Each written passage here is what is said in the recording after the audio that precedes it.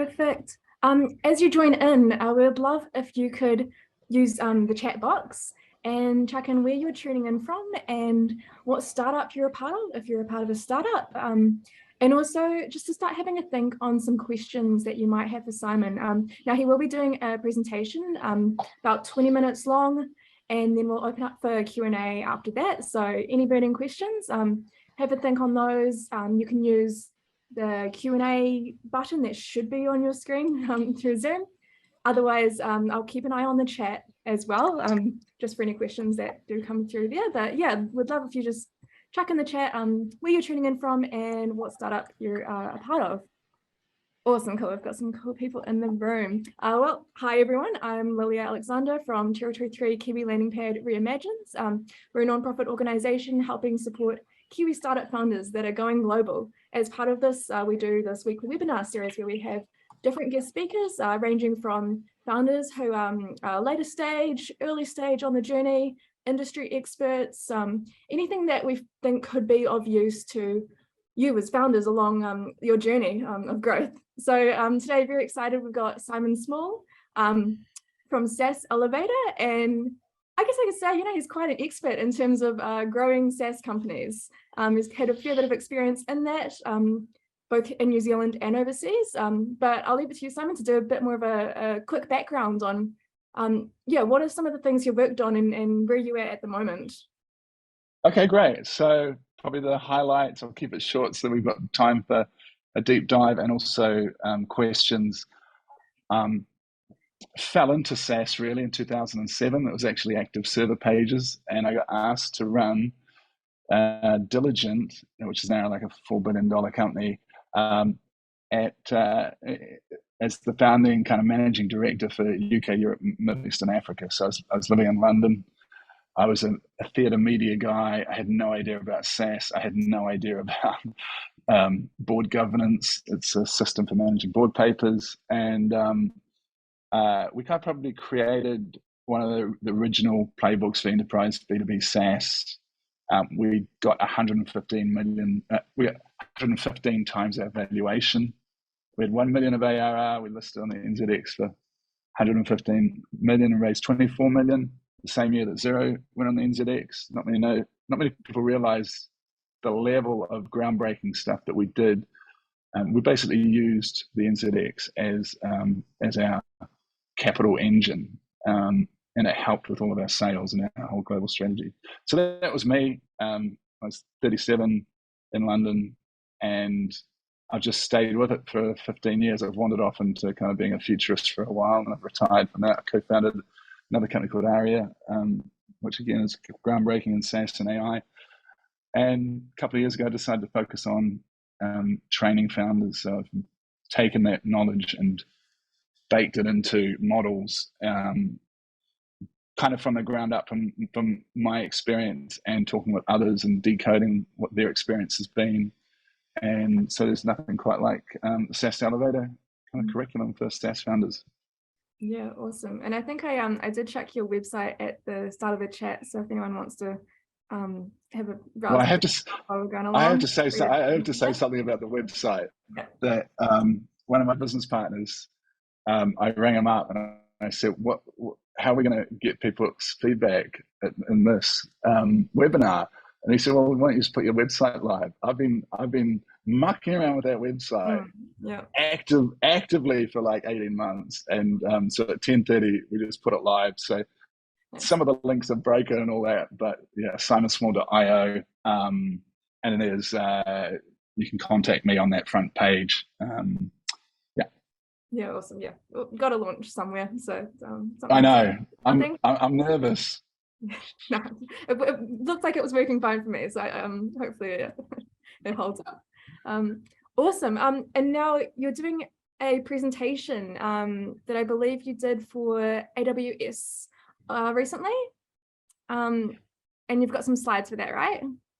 I have. And the context for this, well, let me just say one thing, a big shout out. I've been saying it in my LinkedIn post, but huge kudos to Territory 3 Kiwi Landing Pad. I mean, I've watched your stuff and it's just like the best. And there's that fantastic archive of all these people in the country Yeah. And out of the country. And it's a real privilege to be here today, and all the work that John's put in 11 years, and then Sian and Casey and yourself in the latest installment. It's such a service to everybody, and I'm so pleased that you guys do what you do. Yeah, and I'll rip into the presentation. So just one thing on the presentation. So as you can tell, I'm not necessarily scripted. So the presentation is, originally I just wanted to give AWS people in the team offsite a window into just how to think about some of their customers. And it speaks to the heart of some of the material that I teach and the journey that I take people on through the SaaS Elevator curriculum. But that's just a little bit of context. So it's an invite, which I was very pleased to be able to help. So now I'm going to do the Zoom thing and get off Canva. Yeah, hopefully. Oh, host disabled participant screen sharing. I mean, I didn't do that. Let me see if I can find wherever this is. Or I could send you the link and you can do it. Oh, it's just because when you're talking, then it's gonna show like you your screen. Advanced hosts and panelists. Oh, okay. Can you try now? Yeah. I think it should work. Yeah. Perfect. Okay. Awesome. If anyone has any issues seeing this, just let us know in the chat. I have mad love for Canva. All right, categories create unicorns and gorillas. So gorilla is anyone? I can't actually see the chat, so I'll just keep on. I'll keep on going. Yeah. So gorilla is a $1 billion company that's got 100 million in annual recurring revenue, ARR, and that's the distinction. A unicorn could have no revenue, like Instagram, but a gorilla has got 100 million and it's a $1 billion company. So categories. What I'm saying is that categories are the they pull the company through the many stages of capital raising. If you're clear about your category, then it will help create that outsized performance. So Diligent was the category that Diligent competed in was board portals, and it dominated through how it created its capital structure along the way using the NZX. And then since it's become the #1 board portal in the world, it's expanded out into and broadened its category into governance, risk, and compliance. So it's now the #1 governance, risk, and compliance solution in the world. So this is the company, as I said earlier, that I was part of. I'm just going to go through a few of the companies and just describe how the categories played out. ARRIA it had the greatest kind of scientific leadership in a field called natural language generation. So when we created ARRIA, I just got to give a shout out to my co-founder there, Gerald Henry. So Gerald's such a genius. Probably most of the stuff that I talk about, I kind of learned through Diligent and ARRIA from him, and now I can riff on my own. But when we created ARRIA, you see, there was this. I was just talking to Mahesh yesterday about it, and describing the attention to detail in the launch of the category and the brand, so that those are actually that's actually a completely new font that was created to build that. To at the inception, that we're going to own this global category that's a multi-billion-dollar industry to come, and we're going to be the center stage. We're going to build our own fonts. We're going to own the whole thing, and then and who's going to take us over in that category? And that's sort of the level of, I guess, what is it? It's kind of aggression in a way, that you're going to take this category on and no one's going to take it off you.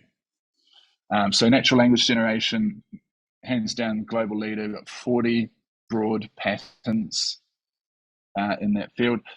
Natural language technologies is the broadening out. So 10 years owning the natural language generation category for ARRIA, and now expanding out and owning the natural language technologies, which is much broader. It includes, sorry, I should have said at the beginning, this company takes extraordinarily large amounts of raw data and turns it into reports that look like they've been written by a subject matter expert, and it happens instantly, and it can be applied to so many industries. So the natural language technologies is also expanding into voice and other areas. So Optimal Workshop, I've been the CRO there for about 13 months, and wrapping that up at Christmas. The category that Optimal is competing in, originally when we did work together, Andrew came through the SaaS Elevator curriculum, one of the few that have. We settled that this was the category for Optimal Workshop to compete on globally. That this articulated the best way of defining who we're going to compete with and on what terms, and how we're going to own that globally. And not about a year ago, the category moved from user research platform to information architecture. And the reason for that is that what Optimal does is it basically helps any website or digital product, helps the company using those software tools to organize the information so that when you come to it, it's easy to use, and you can get what you want. And it's actually a very deep field of expertise to be able to understand what all of the different masses of people that are interacting with your website are thinking before they come. What are their preconceived notions of what this website, let's say it's a bank, they're thinking bank. They come to they don't have a blank canvas. So it's all of the terminology, and so this is the ownership of that globally. And Optimal's got most of the big tech and massive financial services clients and agencies and designers as well. So this is the website that's just gone live. If you scroll down, you'll see a comments box where you can put your name and contact number and name and email and ask me questions, or just share what's going on to kind of get the conversation rolling. It's just gone live, I think, about 11:01 today, so 16 minutes old, and it'll be the home for all the course information as the next kind of curriculum gets released. I did this a year ago twice. It's a SaaS Elevator Lockdown Retreat. It'll be the SaaS Elevator Founder Retreat. It'll be 4 hours, first Friday of every month. We're actually going to start on the 20th of January because the next couple of months are a bit funny with the dates. but that's just a chance. It's the cheapest thing I do, apart from the free meetups. And it's a chance to just kind of talk through where you're at, and show you some models for the foundations for building to a 200 million ARR business. I like 200 million because I don't know anyone else that's doing that. And I want to take people to that place. And it's just I think Kiwis sell out too early, like 800 million, 900 million. Why couldn't you just keep going? So I'm trying to encourage that extra. It's like the ultra. I'm after the ultra marathon runners. So the first program is all about setting up your strategy. I globalize SaaS global domination, and it's how you articulate powerfully the sorts of things that I articulated with those three companies about absolutely fundamentally what is my category and how am I going to win it. And so we get that clear, and then the next one you see down the bottom there, SaaS capital pathways. So once you've got that clear, then it's like, okay, how am I going to raise capital for that? And how does the capital game work? Like really, if I give you ARRIA, I think ARRIA's raised like 200 million USD in the last 10 years. The one that I co-founded, haven't been in it for a while, but we did. How do you do all of that? What's the secret? And then so from there, there's sort of a bridge. Like building the decks is an art form that you're going to raise capital with. So last year, 3 of the graduates helped them raise over 40 million by building the decks pixel by pixel in Canva with our designer. And it's about telling the story powerfully. And I'm going to be doing more raising for people, but it's kind of hard. It's like a series of pieces of the jigsaw that I'm putting together. But definitely I am raising for people. So I'm just going to show a couple of slides here quickly. So this is the front cover of Hector, and Hector in the news for winning the Angel Award. They raised 3.6 million. Every VC in New Zealand turned them down. And I said, don't worry, Maddie, that's not really for the VC community. And I think even in the news, I don't think I'm talking out of turn. It's public knowledge now. One of the growers in the US saw the materials that we produced for and with Maddie, and said, I'll take the majority of that round. And that's what we like, is kind of expanding the opportunities for capital, because it puts the founders in the driving seat.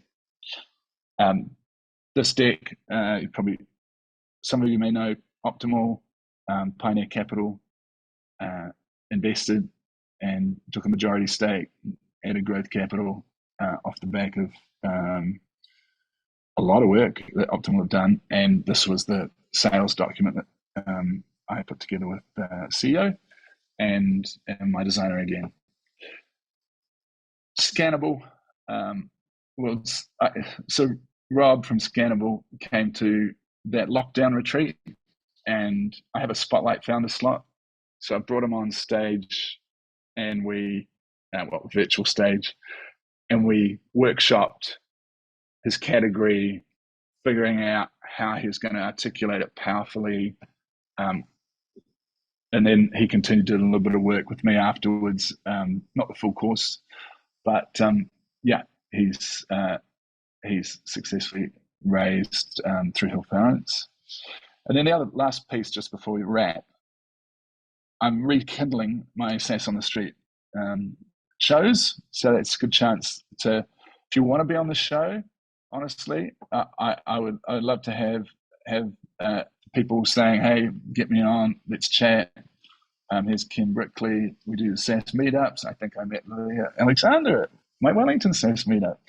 And I'm co-chair, co-host, co-whatever for the Kiwi SaaS Queenstown chapter, where we do deep dives into just kind of like actual practical stuff that's going on in SaaS businesses day to day. Thank you very much. Oh, sorry, I've got one more thing. Yep. So people say work on your business, not in your business. So my message is more know your category, grow your category, and creating or building a category matters more in the long run than your ARR. That's a hard thing for people to get their head around.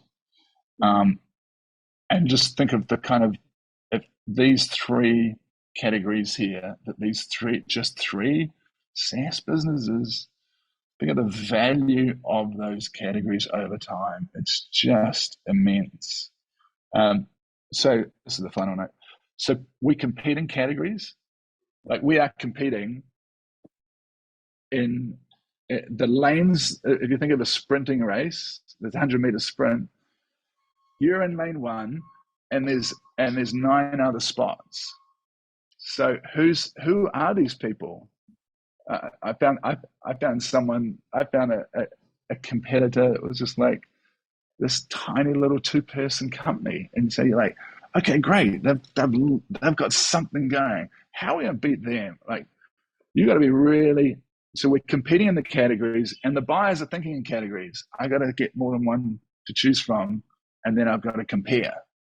So if you ask a founder what the category is, my experience has been most have not got an answer for that. And a perceived competitor, someone you think is your competitor, might actually, when you really look at it through the frameworks that we do in the SaaS Elevator program, like they're not even your competitor. You're treating them like your competitor. They're not, because they're in a different category. And SaaS often starts out as a niche solution, solving specific problems. And so it's often creating a new category. And so explaining the power of the category helps you explain the power of your SaaS business. And here's the real goodies. People invest in categories. They might not think they do, but they do. So why focus on category? Because it's important for your capital, in terms of not just this raise or the next raise, but several raises. It's important for winning customers, and it's important to beat your competitors. And that is the end. Cool, amazing. No, that was a really cool presentation, and really cool to learn more about the different programs that you're working on. I was actually listening to one of your podcasts just this morning, and it was really cool to hear you kind of dive into to someone's SaaS startup and kind of figure out, what could they change, what could they improve on. So that was really insightful. So did love listening to that. And which one did you listen? Do you know which one you listened to? It's That's right. It was episode 5. David Bitton. Yeah, it was really interesting. Cool. Yeah.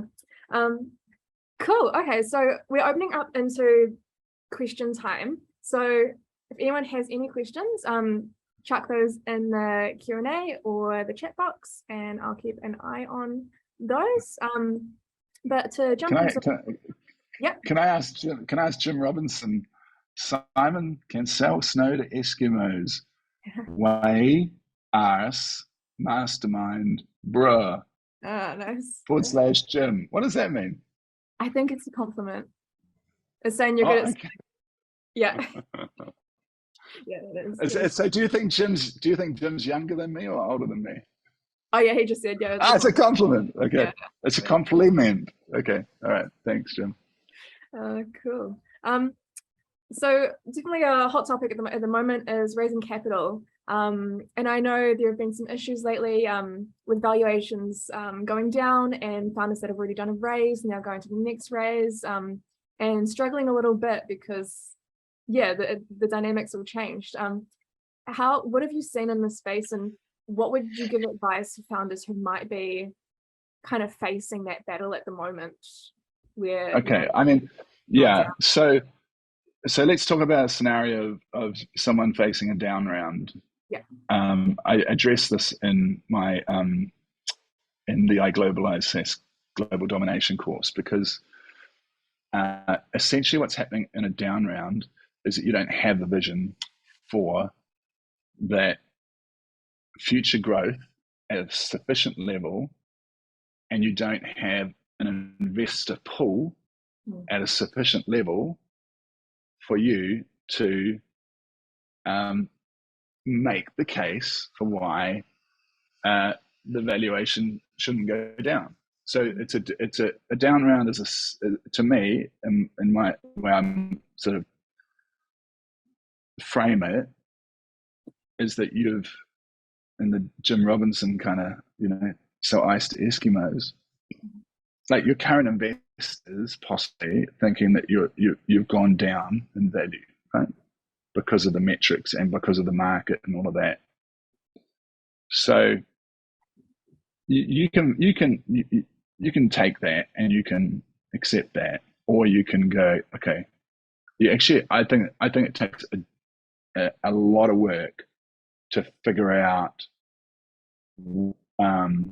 fundamentals that can prove that your value is higher, and that's then either a case of convincing your existing network or expanding the number of people that you can talk to and communicating in a way that they get it. And that, so if I let me give you the example of ARRIA. So $200 million USD over 10 years. It might be more, it might be less. I'm not sure exactly where it is, but in cricketing terms, you can hit sixes, you can hit twos, you can hit ones. Like, it's about finding the right people who believe in this vision and this future and are excited about it and want to come on that journey with you. So yeah, there's a lot of work to do. There's a lot of work to do to get your valuations up at the moment. But what you can also do is buckle in and hold on if the reality is actually that it's just not the time.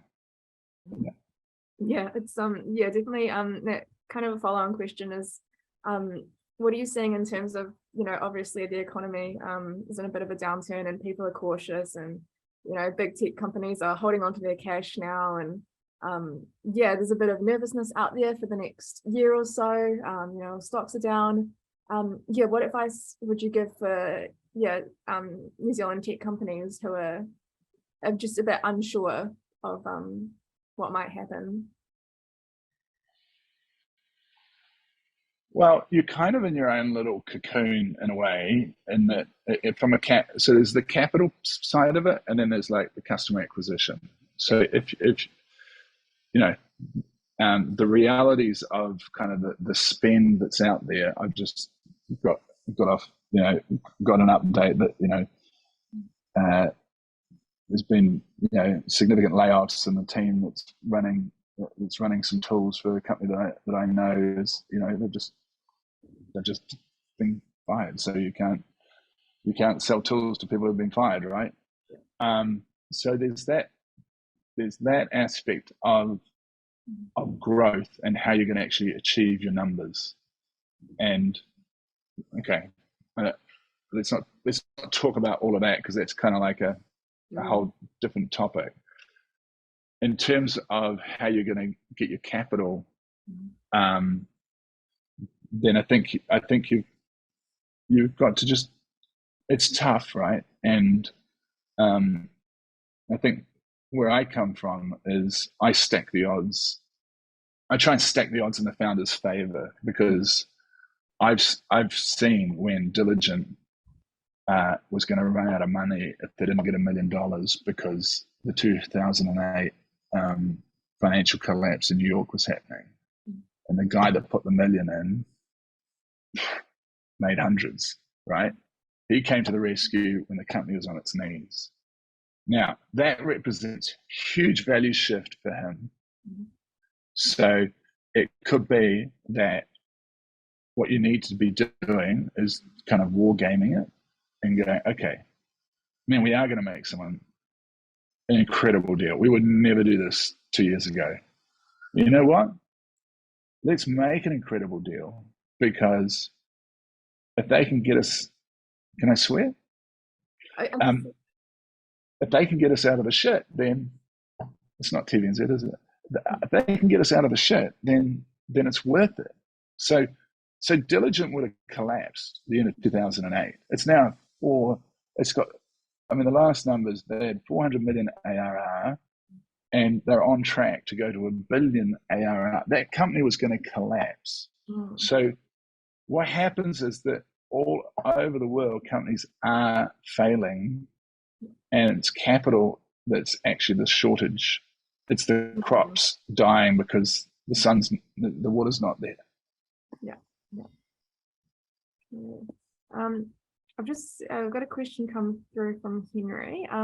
What key questions should founders ask themselves to challenge their thinking on whether they have the right category in mind? What are the questions to ask founders? That founders should ask themselves to kind of figure out if they have the right category in mind. I was gonna say flippantly, well, come to the program, we'll go through it. But it's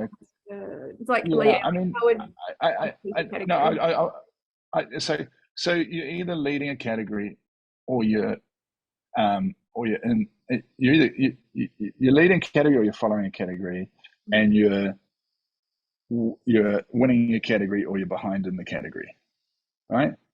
So there's an existing category, or you're creating a new one. If you're creating a new one, there's no competitors, right? So it has some advantages. Competitors will come if you're successful. And so part of that is just asking yourself, am I in an existing category? Or am I creating a new category? And then it's about, where am I in this race? Am I in the lead by a massive margin, or am I playing catch up? Another friend of SaaS Elevator, it has different products, and the products are slightly, one can be weighing them down, and the other one's galloping ahead in terms of market penetration and all this, and there's more competitors over here for this one and this one, and it's like, it's stressful to try and keep two things going. So do we just focus on one? Cool. So in terms of figuring out, exactly what category you might be in, are there tools and things that you can use to figure that out, or is that, what would? It's just, the only way I know how to do it is it's a 4-morning process to go through it and get clear on it. Sure. And we challenge it. We just, you just come out with, I'm clear. And so that's the I Globalize SaaS Global Domination. Yeah. So you just let me know on that simonsmall.io website, and I can talk you through that. I'll send you the collateral. Yeah. Cool. I'm selling snow to Eskimos again. Yeah. Question here from Jackie. Have you worked with any SaaS businesses in the clean energy space? And what is your experience, as so far I've seen mainly misunderstanding by investors? Okay, clean energy space. So one of the secrets that I teach is the investor mindset. So basically, because I've done so much on the capital raising side, and like pre-list Diligent 2007, ARRIA, we raised 20 million. In New Zealand we raised 10, and in the US we raised 10 in about 3 weeks, and the company had like an option to buy an incredible company, and it was the world beating. That was what became ARRIA, right? But we raised 20 million with basically a contract, and it was 100 mil valuation. This is the company that's going to list on the New York Stock Exchange next year. So what I think I've been able to do for founders recently, I think it was last year, is kind of break down how investors come at you with their mental model. So once you kind of, and I can't remember, message me. I'm not sure which course I actually teach this in. I think it could be that 4-day, the 4-hour thing on the Friday on the first Friday of the month. But yeah, it is. It's the founder retreat. So 20th of January or I think the 3rd of February, 4 hours on a Friday. Come along, cheap. And we break down the mental model of the investor, and we help you deal with it and understand it. And so the problem and the secret is in the presentation. Mm-hmm. People invest in categories. The secret is in that last line of the presentation, because what most people do is they will do the classic, I've got my pitch, and what's happening in that process, that communication, is that a founder is sending a certain signal and the investor is just not receiving it. So all we need to do is tune that so that you understand what they're going to receive, and you send it in when you're talking to an investor, you're communicating in a sequence that they understand. And basically, what's going on with that example is that there's a fundamental lack of understanding at the very beginning of the conversation, because once you've lost them, they're lost. Mm-hmm. Yeah, I agree. Yeah, you've seen a couple of live examples of I forgot his name. Nick from Blackbird, live pitch deck, and he speeds through them really fast. And if you lose them, you've lost them, and that's it. On to the next one. So you really need to capture attention and get the right message across very quickly. Yeah, so I watched that, and I did a bit of work with a Portio after that, who were on that, and we were breaking down Nick's approach, and I mean, the world's coming at him, right? He's probably sitting on the toilet on his phone, going, "Oh yeah, another one." Yeah, no. I mean, what we do at SaaS Elevator is we don't make material for someone on their phone on the toilet to go through. He says 30 seconds. It's probably pretty generous, it'd be like 10 seconds if you're lucky. I wouldn't encourage a founder to send a deck to Nick at Blackbird. No offense to anyone intended, but you want to find people who are going to take an hour with you. Yeah. I mean, if that sounds crazy, if that sounds controversial, that you would ask someone to sit down with you for an hour to explain your business, that's the state of our ecosystem and the state of the SaaS industry, where money calls the shots, and where I as the guy with the money, I'm going to say to you, the founder, just email me the thing. I don't need to meet you. It's just like there's one of the other secrets I have that I teach is how to dress for capital. And you don't mean physically, right? I do. I do. How do you? How do you dress? Seriously, if you're the guys from Instagram, and Mark Zuckerberg wants to see you, at 10 o'clock at night, some hotel bar in San Francisco, and he wants to buy Instagram for $1 billion, right? What do you fucking wear? Seriously, you don't want to be all like, "Oh, I'm in a suit and my tie." It's Mark Zuckerberg, right? So what are you going to wear? True. What's in your wardrobe? How are you going to front with your business and get the best deal, because we're in this kind of casual business. Do I wear a hoodie? Do I dress up? Do I dress down? What do I do? On a hoodie. Yeah. So it's individual, but like, You've got a comment, women do that's this all the time. That is 100% true. Yep, every day. So definitely something. that's true. But Yeah. do women think about raising capital every day? Maybe, oh, I mean, if you're in the space, perhaps. But oh yeah, Someday. amazing. I think I might have missed a question up there. Let's check.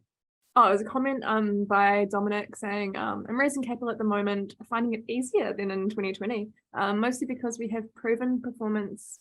Angel investors aren't the risk takers they think they are, in my honest opinion. Who's saying that?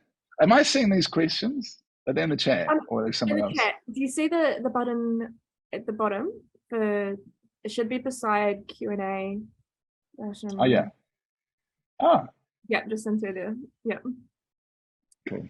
So you can see we've really rehearsed this. Amazing. That is interesting.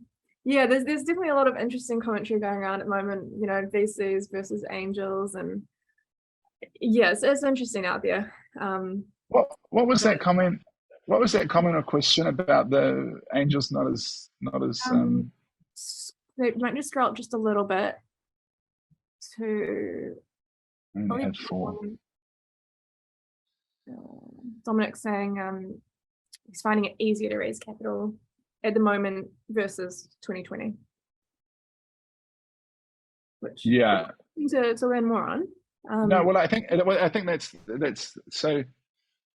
There is, so when you think about what's going on, there's more capital coming into the market every year at a phenomenal rate. It trebled, I think, 2019 to 2020. Like the amount, it went from like 150 million to 450 million. I'm still trying to figure out how much is the pool of capital in New Zealand. But you know, as more confidence comes in, more capital comes in, and so you know, we'll be at $1 billion. We might be at $1 billion already. I know that a certain bank is lending a serious amount of money to SaaS businesses. So that capital's still got to be deployed, and so the trick is to depending on what your growth story is, you can still command amazing valuations. I know entrepreneurs who have had VCs fighting over their firm, possibly one of the hottest deals in the last couple of years, and getting staggering valuations on no revenue because it's so compelling. So I kind of think you just got to kind of ignore the noise, get the right people around you. You know, welcome to do the training or not, but you've got to you've got to get certainty and clarity, and that is what people are actually kind of gravitating towards. We've got a question here from Anonymous. How do you go about capital raising in the US? Where do you start? Who do you see? Do you do Silicon Valley only? Yeah, what's your experience in terms of raising in the States? I mean, if it's in New Zealand, founder based in New Zealand, perhaps Anonymous could let us know if ask another question. Yeah. So just don't do it. I just why yeah.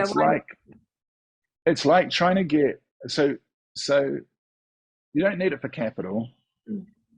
Like there's plenty of capital here, and there's plenty of capital, like both in the mainstream, in the VC and the angel arena, and in the high net worth and ultra high net worth that aren't part of those clubs, right? They're not not bulk aggregated investors, right? So if you look at that whole pool, then I mean, the chances of you being able to kind of win over a VC firm on favorable terms for your business in a time frame that suits you, it's just hard.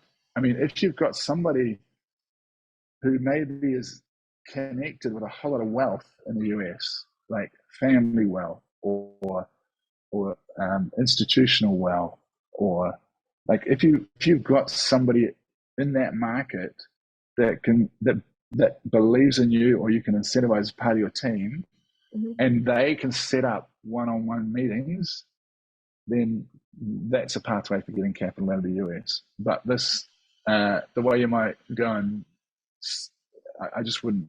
I just think it's.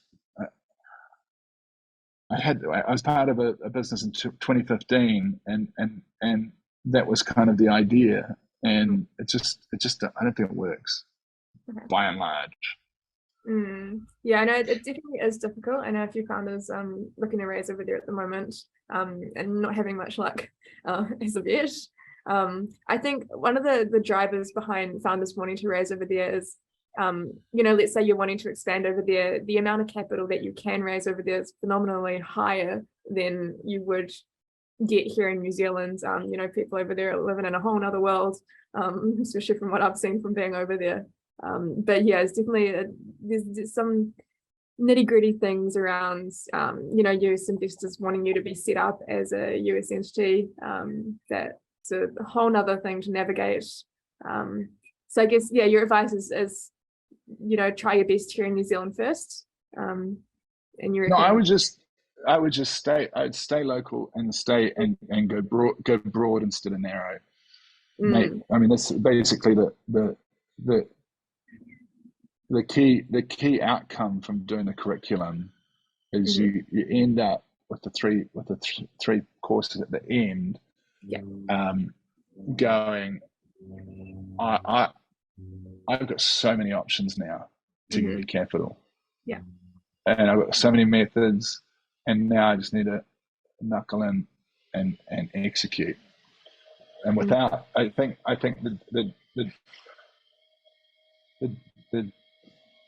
the danger is you get that if you don't get some of these foundations in place, you shop 10 times, and everybody tells you no. Your value's too high. You're not interested in your growth story. Is not exciting enough. Don't like what you're doing, and you start believing it because you went to kind of a small pool of people that will give you potentially similar feedback, and that's damaging. So if you've had that, it doesn't mean your idea is shit. It doesn't mean your business is not a multi-billion-dollar business. It means that you know, I guess I grew up in an era where we had a phone directory. It's like you went through the phone directory and you went to these people, and they said no, but were you set up were you set up properly to execute your capital strategy? Yeah. Probably not. And the read on may not be an accurate read on your business, because an investor, this again comes back to the investor mindset. An investor's mindset is they're scanning and pattern recognizing, like they've got volume coming at them. So they're like, and Nick Blackbird, the thing that made me laugh about that interview, he goes, well, I probably 2 out of 100, and probably I get like half of them right. I'm like, well, hey, it doesn't matter for him because that's his model. Yeah. Whereas, so what I'm saying to anyone out there who's struggled is that you need some way of cleansing that, figuring out if actually you took the wrong approach and you spoke to the wrong people. Yeah, and doing again. Yeah. And it is good to see a whole lot of new funds popping up, looking to be a bit more intentional with their work with the founders as they figure out. Yeah, well, exactly. Yeah. I might sound like I'm complaining. I'm not complaining. It's great because we're in a hot category, and that's the other thing that people should remember about raising and their growth. Like we've got a lot of tailwinds behind us because we're SaaS, and it's efficient, scalable. Like we're not doing blockbuster video shops. Yeah, definitely. So a question here from Brendan. Given the current climate, are you seeing clean tech and ESG based businesses gaining investment interest given the rush to address some of these issues?